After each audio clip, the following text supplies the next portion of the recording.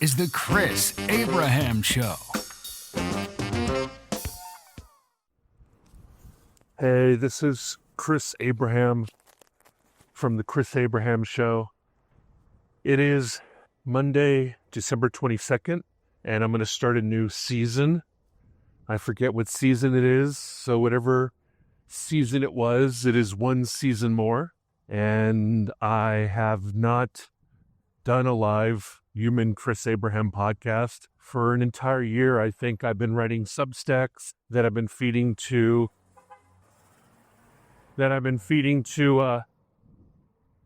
NotebookLM, and then have been uploading as a podcast. At first, I actually had my own recordings and then had them transcribe and then uploaded them to NotebookLM.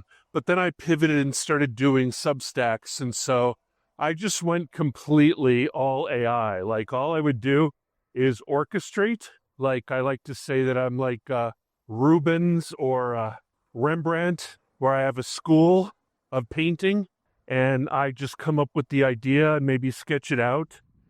And then I have a room full of AIs going ahead and filling out the artwork, filling out the podcast words, creating the entire Substack. And all I do is act as the editor who revises and revises and revises until it's kind of the same kind of point that I want my entire idea. If it's manifest, then I post it as my own. But it's all AI anyway. But it did start a lot of conversations, which makes me happy. I think that if I had a DJ name, it would be DJ Slop or AI Slop. DJ Slop, but I think that I'm probably the least heinous user. So what's going on? I don't know. I had my second ablation 1 week ago, and my heart is humming along.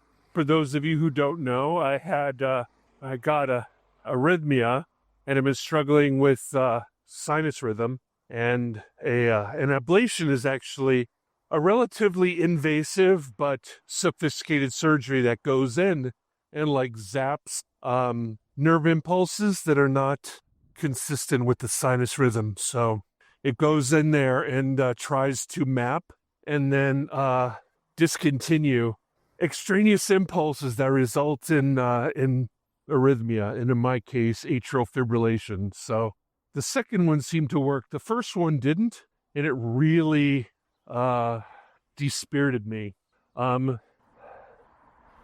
I think that dispiritedness resulted in me gaining all my weight back, and now I'm working hard and also probably buying some Ozempic type stuff to really kind of get back into the saddle, because I feel good now, right? My heart is working correctly, and I'm sleeping well, and I'm on BiPAP and all the other old guy things that I'm doing 20 years ahead of everybody else, I guess.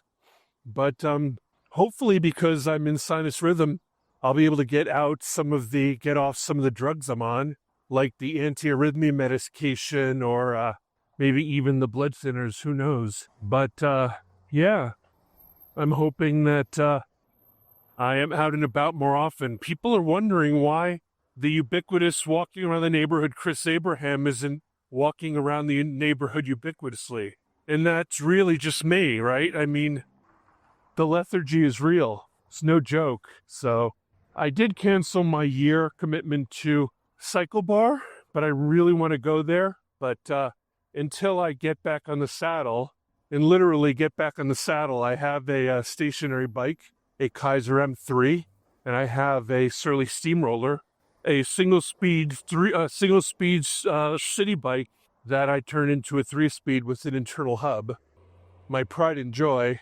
And once I kind of get back into the saddle, and I'm also getting back to my kettlebells, which I had right before I made a turn in the wrong direction. I went to a courthouse area. Was it courthouse? A courthouse adjacent tattoo parlor, and literally had a competition style kettlebell.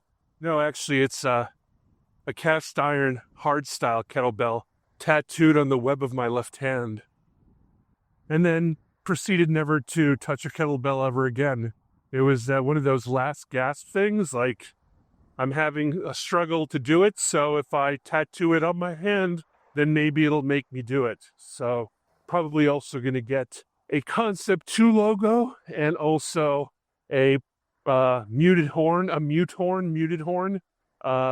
icon from Thomas Pynchon's book, Crying of Lot 49. Other than that, business has been going well. I've been doing a lot of Google business page recovery, and I've been doing a lot of SEO and a lot of artificial intelligence SEO as well. And other than that, I don't even know if I have the audio editing tool downloaded into my Linux box. What else? Nerdy thing that I did recently. 2 very nerdy things that I am really proud of. One is I installed, I don't know if you guys ever seen or read or watched the series of Ghost in the Shell, the legit comic strip version, cartoon version.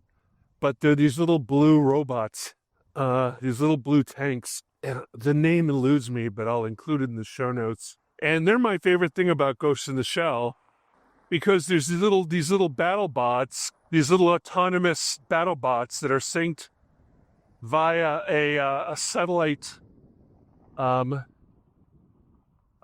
server, and they collaborate and they back themselves up.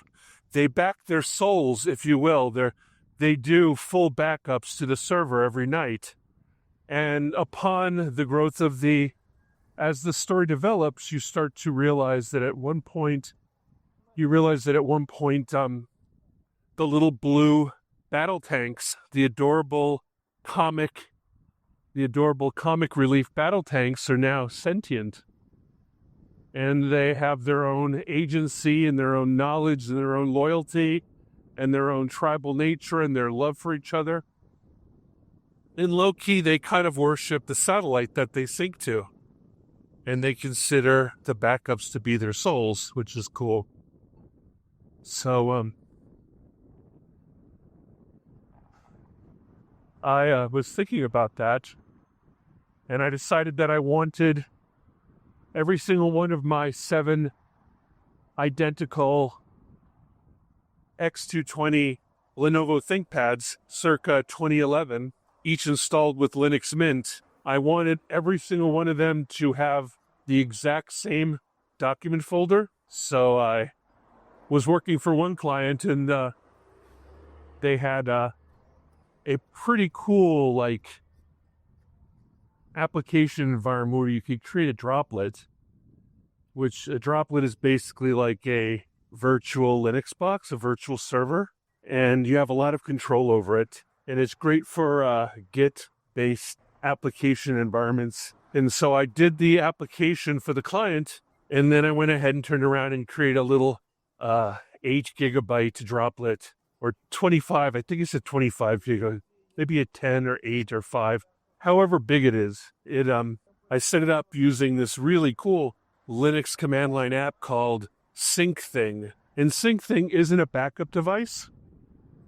It's not a network backup device. It is a node in a sync network. I love the fact that the TV show Pluribus happened right when I started doing these things, because it's very mesh network. Because I also, out of nowhere, decided to join the Meshtastic network. I planned to do it forever, but the final straw was that Adam Curry was talking about Meshtastic on the No Agenda show. So I decided to look for a cheap one that would allow me to put my foot in.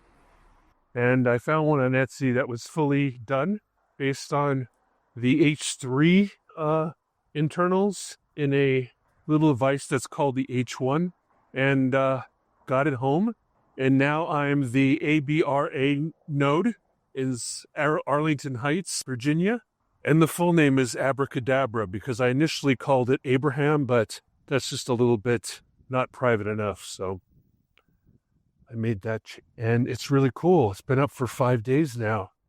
Completely autonomous, hanging from my 8th floor window, looking out through an open window so that there's not the glass restriction. And it's very cool. It's stupid, but it's very cool because it's not a vigorous and rigorous Discord-like chat space. There is a chat area, a group chat area. Everybody who's locally connected through an emergent mesh network. And the cool thing about this device, this Meshtastic device, which is a little purple plastic 3D printed enclosure that has inside of it a little OLED screen, and it's got the radio circuits, and it's got a foot-long whip antenna, and a USB-C, and a low-energy Bluetooth. And it just sits there and it says "Hello World," and it's like it takes advantage of a gray area where it can be secure, it can be encrypted.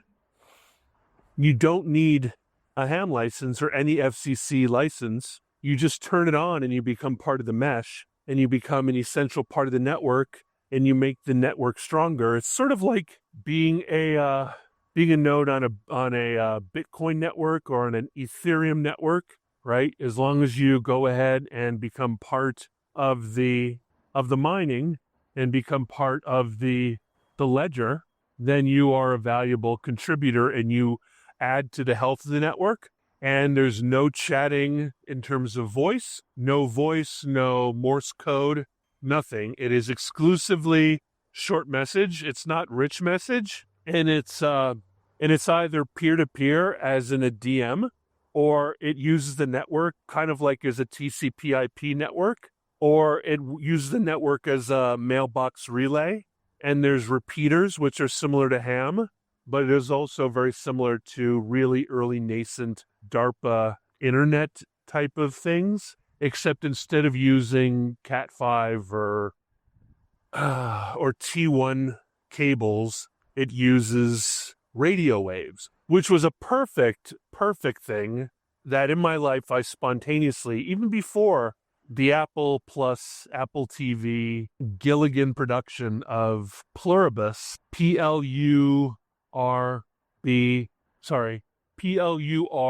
the number one BUS, PLURIBUS, but in the typeface it's PLUR number one, the one numeral BUS, and it's an amazing show.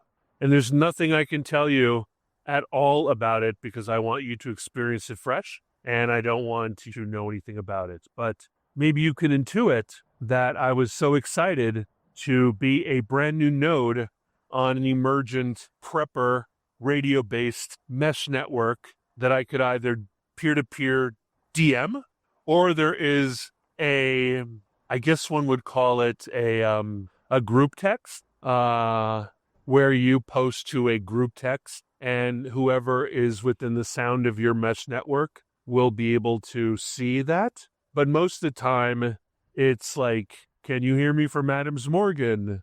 I can hear you, or I can hear you in 3 hops. Okay, so you understand how a mesh network works, especially you guys who are in modern warfare, or understand how those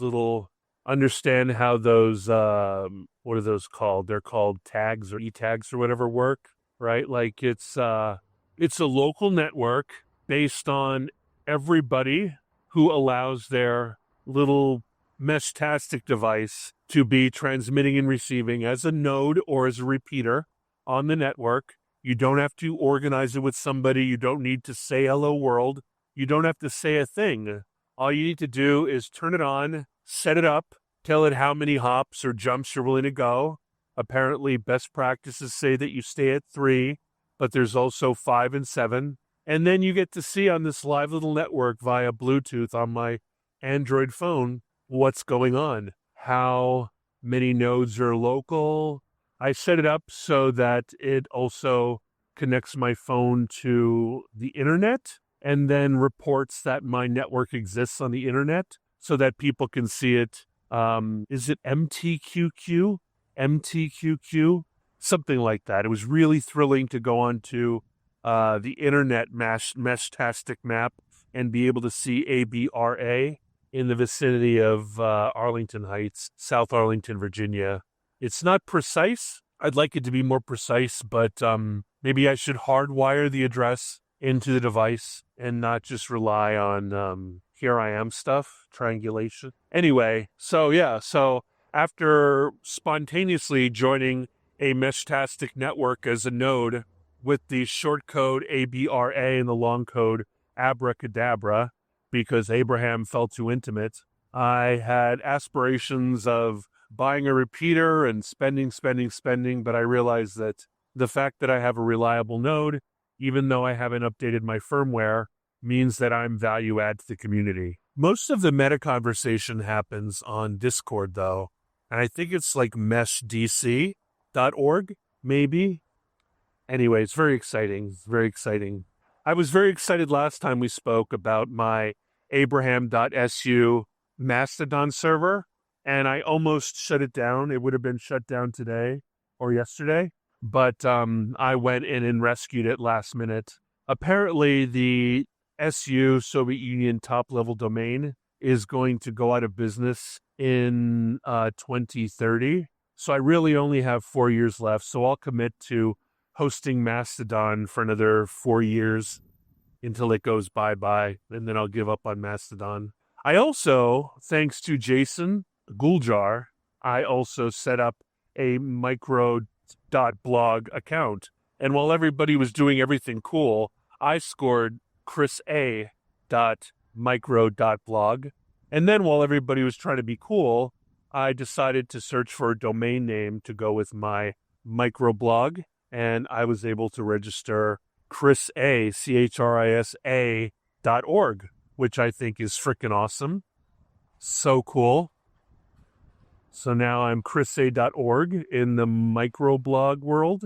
I am abraham.su in the world of Mastodon. I am chrisabraham.com in the world of websites. I am chris-abraham.com in the world of Tumblr. And I don't know what else. So yeah, you all have to see Pluribus. See it all before Friday. Friday is the final episode and the season finale. Ever since our spoken word Chris Abraham Old Man podcast, I don't know if I mentioned it, but it's been a while. So I joined a Dungeons & Dragons quest, and it is the Curse of Strahd. And I've been going on to Discord video on the Discord dedicated to this Curse of Strahd campaign, run by apparently the D&D famous Sean Scanlon, and I'm also on there with apparently D&D famous Carrie Abend, and I'm on there with Trip and other Sean and Enrique, and depending on whether we can get a quorum of 3, we play. So we played on Saturday from noon till 5. We try to do Saturdays noon to 4, 5, or 6, depending on availability. One of our guys is in Germany outside of Frankfurt, so he's actually quite a bit later, and it's like night when we're day. And it's so fun. My name is Radley, and I am I'm a human fighter, and I have spells, which means I'm an Eldritch Knight, I think, and I refuse to read the player's manual, so it's very slow going, and the DM is very frustrated with me. And we're running it off of D&D Beyond, so all the rolling, all of the initiative, all of the saving throws, all of the 2 hits and damages are all done through virtual dice in the system, and all of our characters are run on D&D Beyond character sheets, and all the maps and all the fighting and all the everything is run by Sean via the Dungeon Master tools in D&D Beyond. And he's mostly frustrated, but I'm mostly impressed. And so it's slow going. We constantly roll terribly. We constantly throw ourselves at danger and then handle everything terribly. We always zig when Sean prepares for us and expects us to zag. And it's a lot of fun. Everybody's face is on video. We're all old dudes. And even my friend Linda, who I want to start a podcast with, even she is surprised how old and grizzled we all are. So it's hilarious. It's a laugh riot. I love it very much. So the fact that I watch Pluribus, have a Meshtastic node, back to Sync Thing, which is where I started. So now, are they Takiyamas, Takidamas, Takidoris? Anyway, the name of the blue tanks in Ghost in the Shell who become sentient sync their souls with a server. So I haven't committed to this yet because every one of my Linux boxes have a unique Lenovo or ThinkPad based pun named I know, Lenovo, or I don't know, Lenovo, is that already? So anyway, they're all either ThinkPad, Lenovo, or Linux-based node names. I have 7 X220s. None of them are ever open at the same time. And I have a W520, which I call the Big Bertha. I call it Mento. I don't know why I call it Mento. Can you think of why I would call the Big Bertha Mento? Anyway, so each one of them is a node, and they're connected to this droplet. And the droplet is not a backup place. It is a sync point. It doesn't back up. What it does is its only job is to make sure that every time one of the boxes, one of the 8 Linux Mint Lenovo ThinkPad boxes that I have come online, every moment that happens, it pings the droplet and it checks to see whether or not the documents on its local hard drive are the same as the documents on the droplet, and then it syncs them. It moves all the documents that are not on that local box onto the documents folder on that box, and then makes sure any documents that are on the local box are synced with the sync thing droplet box. And then when it finally syncs and everything's sorted, then it stops unless anything changes. And then when I'm done with the day, I close that box, and let's say I open another box, and then after updating it for like a million years with update modules and universal updates and Flatpak and all that other fun stuff, then automatically ThinkThing comes up, looks for the droplet server, and does the same check, and then uploads all the documents that it has on that box, syncs it to the droplet, and then the droplet syncs all the ones that are on the droplet, but not the box that I just opened. And then it deals with any conflicts. It does a concurrence check.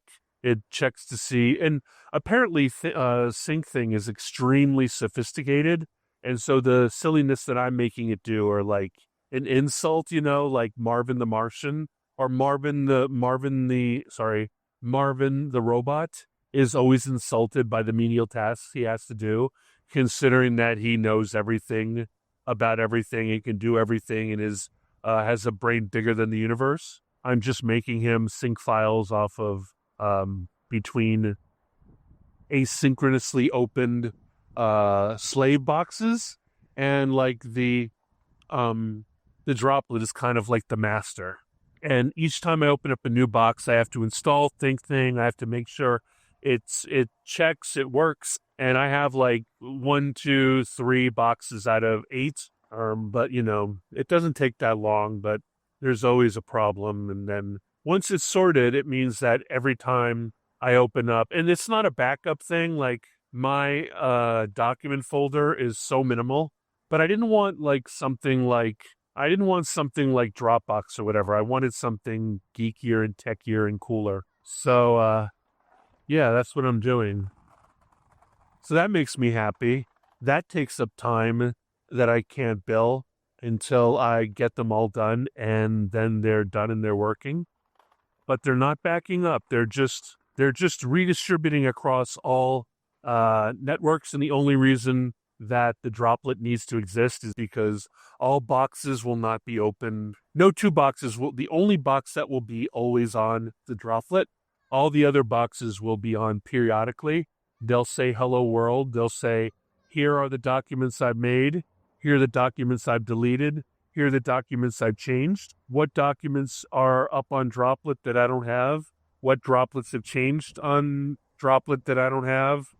What documents have been deleted on Droplet that I haven't deleted? So, and then there's the Meshtastic, and then there's D&D, and then you have to see Pluribus. I wish I could share about Pluribus. I'm not going to share about Pluribus until the final episode, because I would have completely made this entire episode about Pluribus. However, when I was on my last game last Saturday, which was the 20th, nobody, and they're all sci-fi geeks. They're all complete, like they're all sci-fi and superhero and like cosplay, games and gaming and like cons, like conferences and pop culture references guys, and none of them had heard about Pluribus. And unless I've been universally gaslit, which there's no agenda to it because I'm happily enjoying it, I'm even on the Pluribus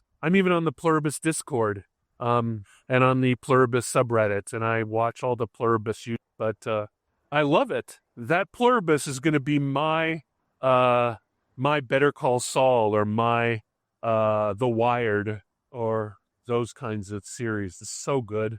And it made me think of mesh networks, and of course, the only thing I can tell you is that the reason why the entire world, everybody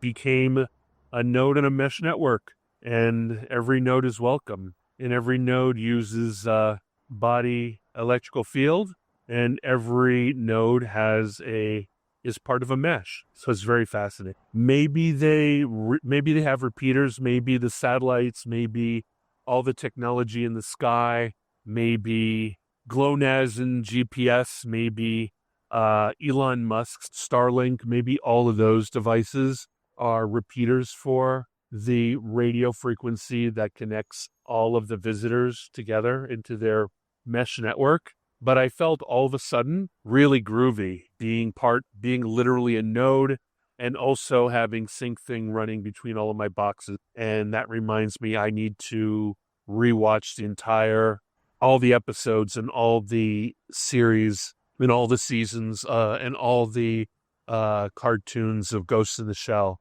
because it's been since the mid 2000s since I've seen them.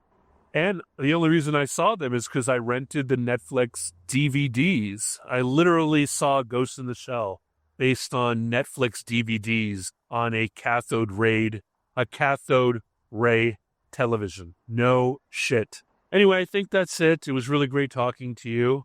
I don't know if anybody is still listening, but it was great to catch up with you.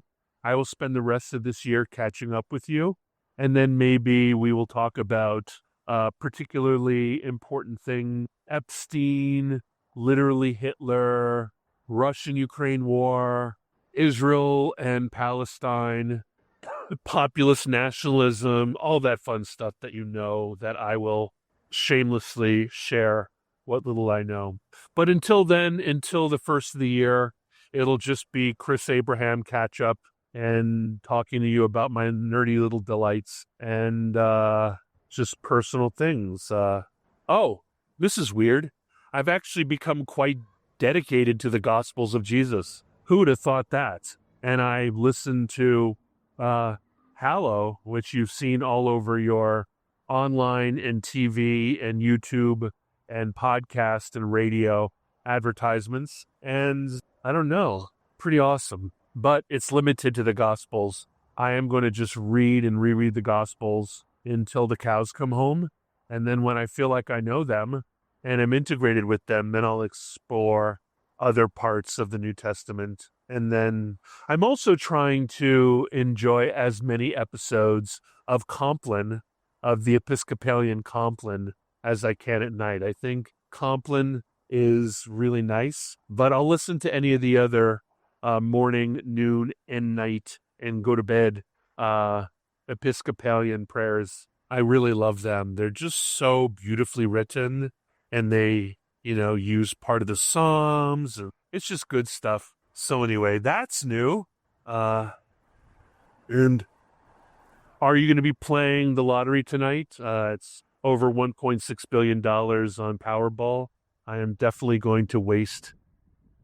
Is it tonight? I'm going to waste $20 on it. So we'll see what happens. I probably am not going to up my membership to TJ Gym, TJ Community Gym, TJ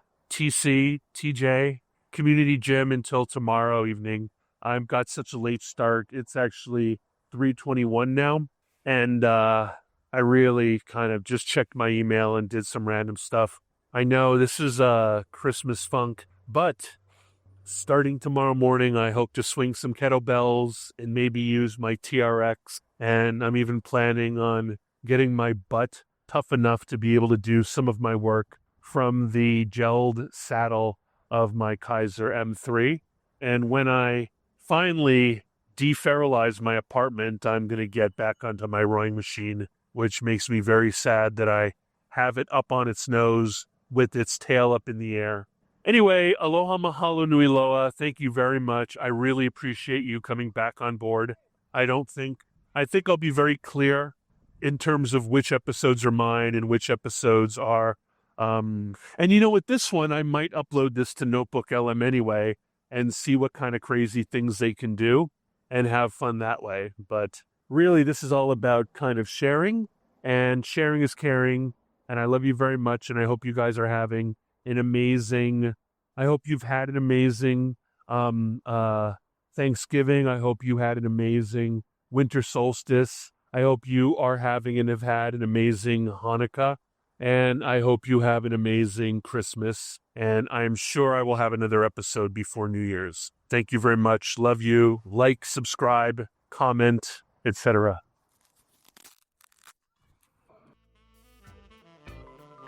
Thank you for listening to The Chris Abraham Show. Make sure you subscribe so you don't miss any future episodes. Until next time.